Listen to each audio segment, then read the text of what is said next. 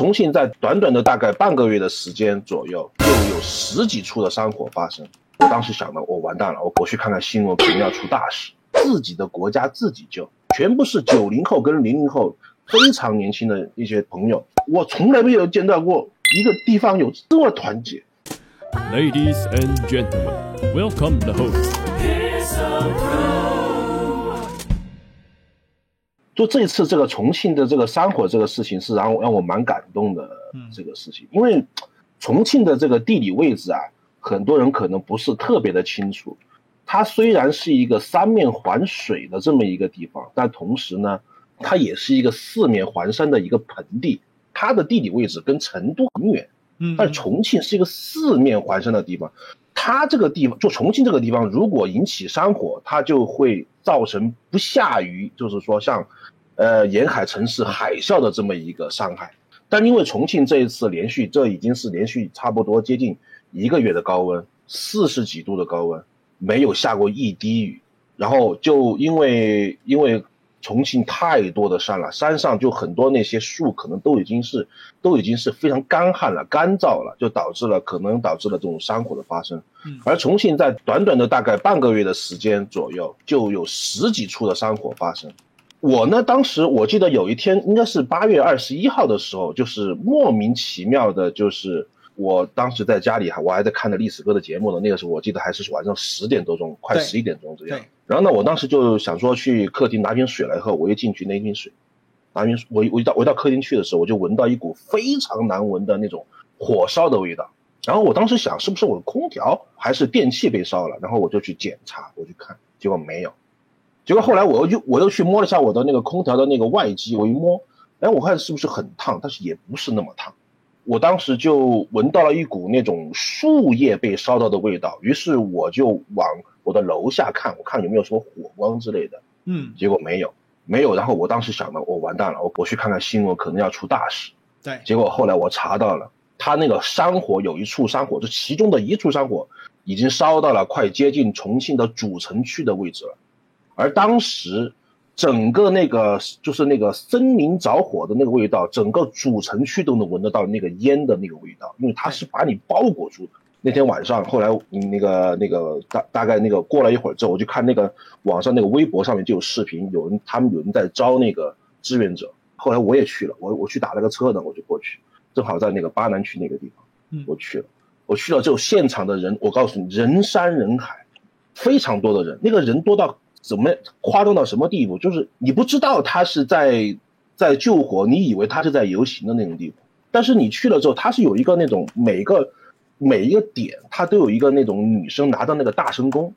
在那里就说要招那个志愿者。然后我当时去了之后，我以为只要你去了就能当志愿者，因为我以前没有当过志愿者。但是后来人家那个小姐姐跟我说的是，首先一点要党员优先，要军人优先，要退伍军人优先，还要是专业人士优先。然后我就问他，我说你这个是什么专业人士？他说你会不会骑摩托车？我不会。然后我没有办法，所以后来我去买了几箱水之后给他放在那儿，然后我自己就走。其实后来我当时感触就是蛮深的。我以为那种就是所谓的那种什么志愿者呀或者什么的，都是反正电视上演演啊什么的，电视上演演啊也没什么。然后后来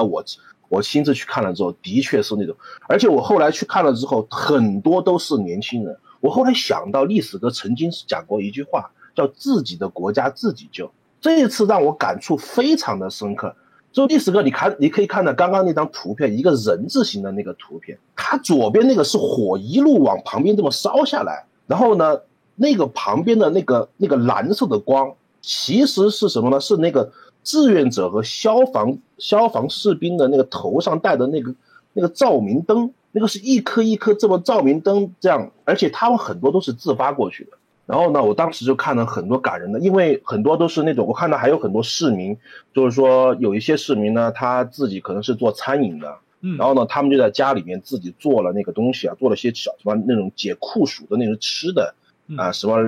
凉虾、凉粉啊之类的东西，然后他们就送过去，然后免费给那些人吃。然后那些骑摩托车的，他们那个据说当时我听他们说是那个他们那个北碚区的那个就是北碚区的那个就是那个山火呀，就这个地方就是北碚区的山火。然后呢，北碚区山火他们是基本上有90%的摩托车都去了，